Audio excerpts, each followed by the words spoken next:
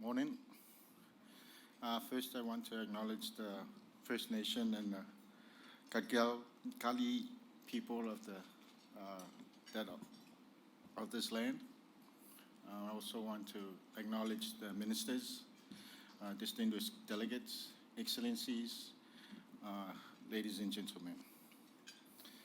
I'll start off by saying that climate change in Samoa and around the small island developing states is an important issue. And 1.5 degrees global temperature is vital to our existence.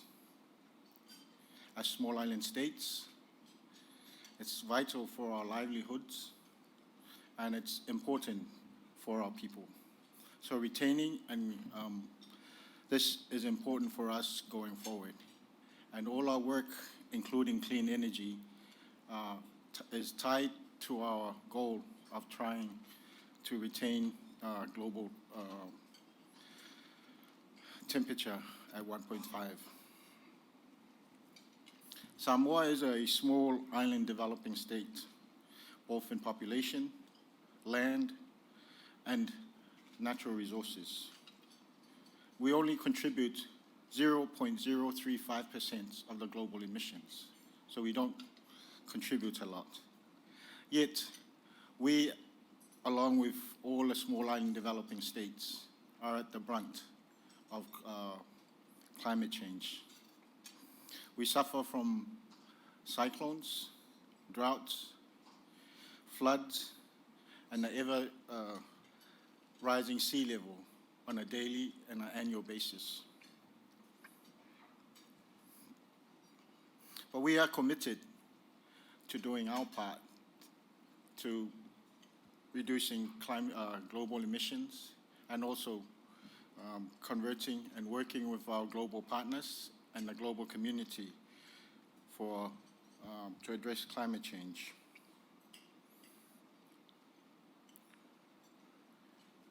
For Samoa, in the energy sector, we have 98% of our homes are connected to electricity, of which 50% at the moment are generated through renewable energy. Our goal in 2015 was to have our electricity, our grid, supplied by renewable energy 100%. Unfortunately, we weren't able to achieve that. We revised it to have it by 2025. We've again revised it to now 70% renewable energy by 2031. And hearing a lot of the issues raised over the past couple of days are some of the reasons that we are also facing as to why we can't, at this stage, fully connect or convert to renewable energy. The grid instability is a very important point. The limitations of the technology available and accessibility to our country makes it very hard for us to convert despite our wish to do so. Similarly, beyond the grid, as much as we want to have electric vehicles and have 70% of our transport sector converted, there are less than 20 electric vehicles in Samoa at the moment. That's because by the time it reaches us, it's triple the cost because of our isolation and the many associated costs with associated with making it available to Samoa and the rest of the Pacific. A lot of our energy efficient products that are available and accessible in countries like Australia and the rest of the world, it's hard to get to Samoa. Now with the increase in transportation costs of shipping, it's close to 4 times the cost when it gets to us. So these are realities that we, despite our efforts and despite our willingness to convert, we are unable to fully satisfy or act on. Yet, our agriculture, forestry, and other use, we have 70% of our forest cover.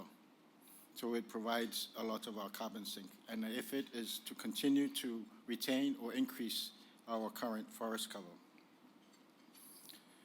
Firewood continues to be our main source of cooking fuel. I think someone asked me, why is that? Well, it's free. Paying for gas costs, whereas a lot of the families in our rural areas still access firewood. But the willingness to convert is there, and we are working on trying to minimize these dependency.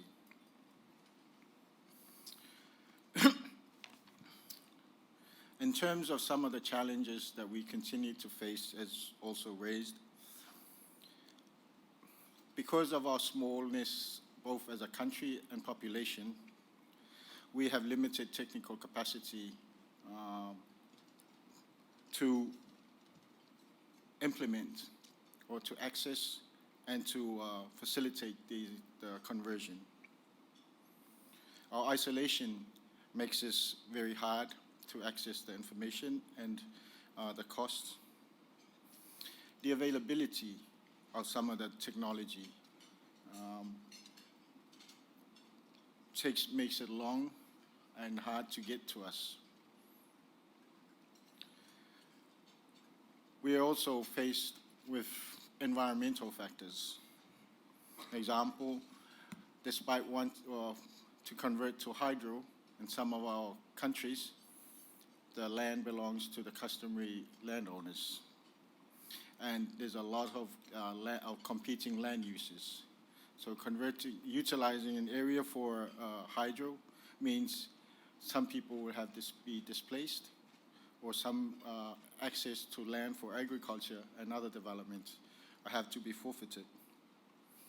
We also face, in small island developing states, with some islands, small atolls, that installing a 1 megawatt of solar means nothing else could be planted, or people cannot live on those islands.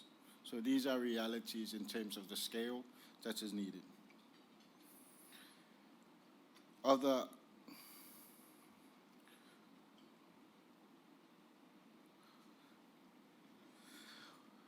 Despite this, we are forging forward, and we're working to try and improve our conversion and convert our efforts for our renewable energy and energy efficiency. We've allocated, as part of our grid and electricity, around 10% for our communities to develop renewable energy programs so that they can be connected to the grid. The rest will be provided by our national electric power and also private sector. This is through facilitating some of the incentive measures, but also looking at outside partners to work with our communities on how to develop and manage some of these land areas that we have difficulties with. We're looking at developing energy audits for some of our buildings, and then we have the plans, but we don't have the technical capacity to implement it.